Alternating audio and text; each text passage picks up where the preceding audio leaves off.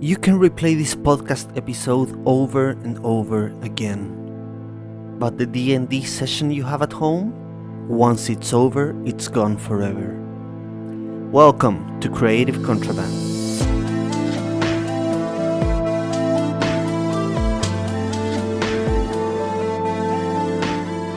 Welcome to How to Be a Better DM, the show that helps dungeon masters tell better stories and run more engaging games.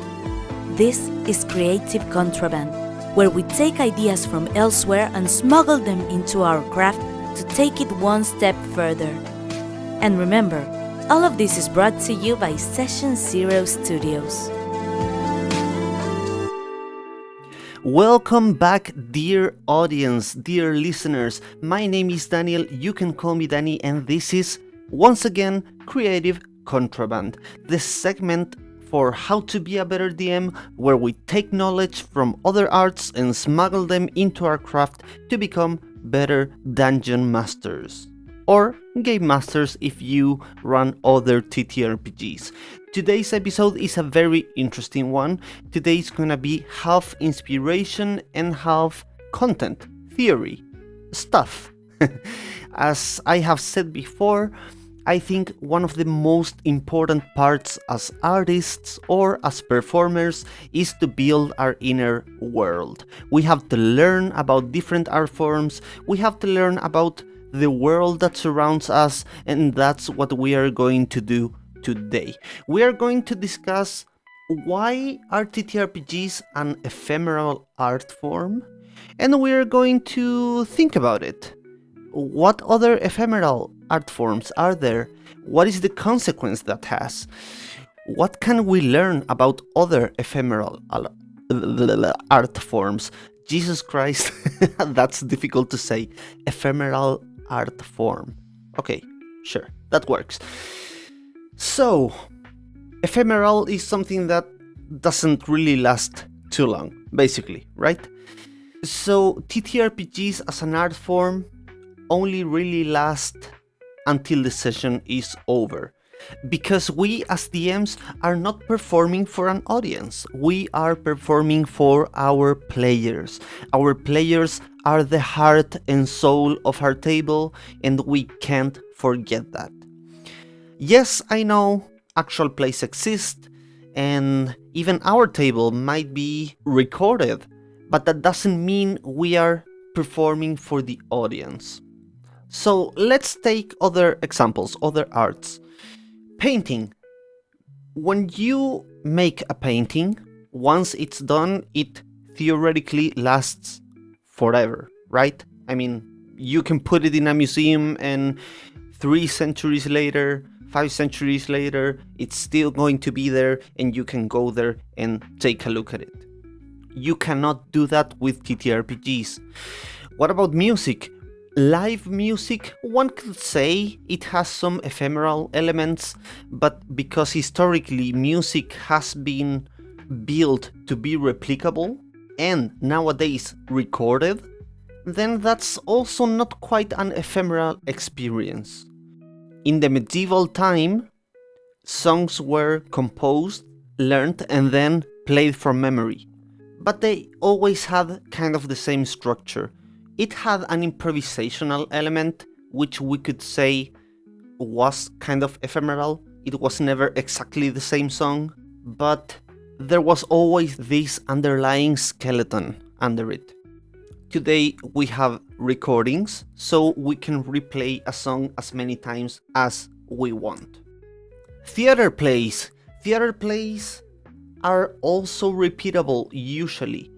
Yes, there can be some improvisational elements, especially in modern theater, but at the end of the day, it is also an art form designed to be repeated. And most of them are, actually.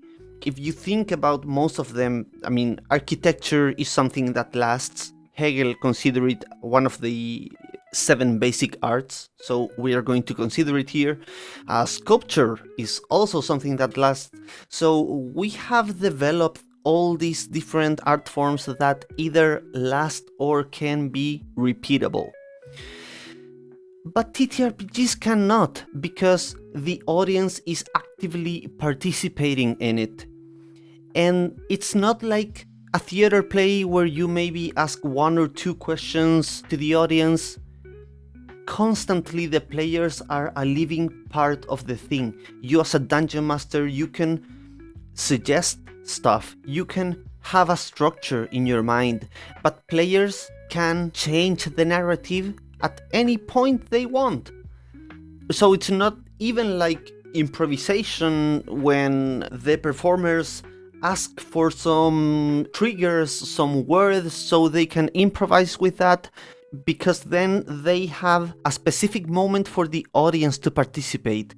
In our case, it's that times 1,000. So, what is the importance of ephemeral art? I know I said that already, but that it cannot be repeated. So you have to focus on the present. So every time you do something, in this case, every time you run a session, it's going to be a unique session.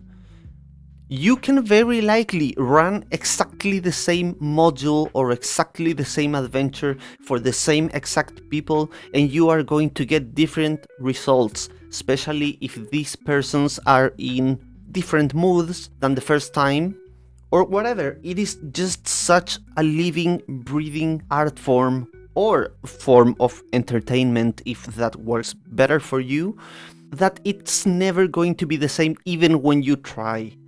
And even if the players try to do exactly everything the same, they made the same decisions, the dice are not going to be the same.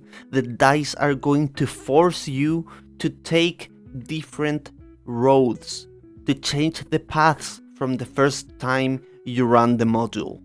So, tabletop role-playing games are very people-focused, very experience-focused, and that's probably one of the things we should think about constantly when we are at the table. It doesn't matter if you get all the rules right, it doesn't matter if you know every text, every dialogue of the module by heart, if the people that are around you are not having fun, if they are having a bad experience, if you are not having fun or you are having a bad experience. TTRPGs are inherently very people and experience focused, and that's not the case with every art form. In the case of other arts, you can say they are very human. Art in general is like the human expression or the human communication, but I would say in the cases of, for example, painting or sculpture or music, you can write your song, you can record your song, you can make your painting and then just put it out in the world without ever interacting with another human being in the process.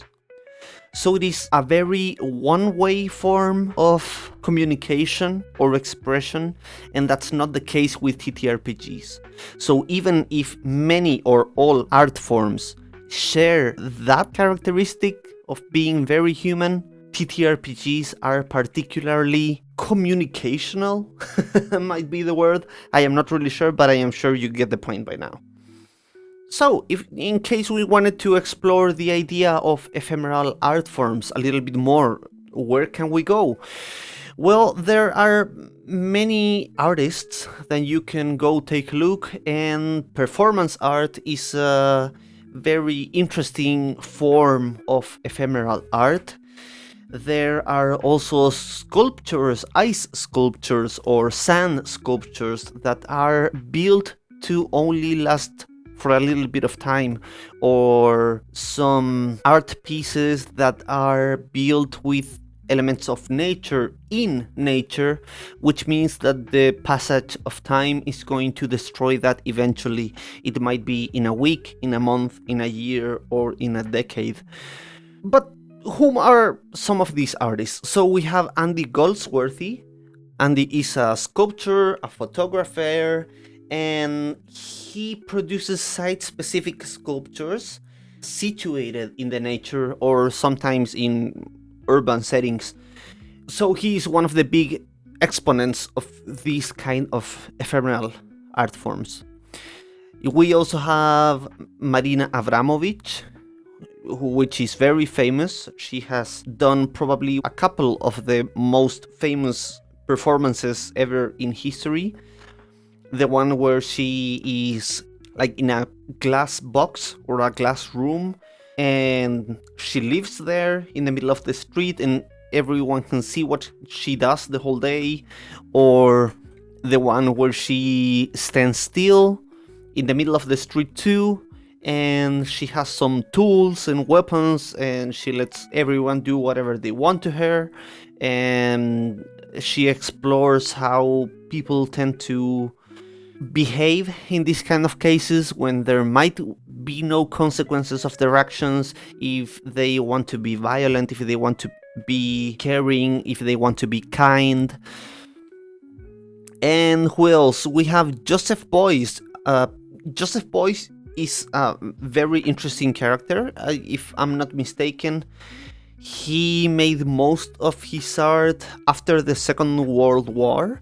And someone once said, I think it was his biographer, who said that he is the ideal antagonist of Andy Warhol.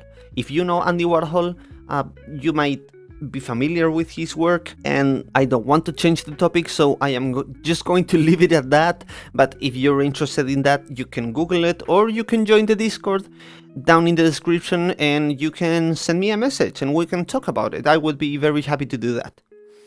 So, in conclusion, I hope this episode inspired you, and the two main takeaways I want you to have is, don't forget to always ask yourself, what do I want to say in this session? What do I want to say with this action?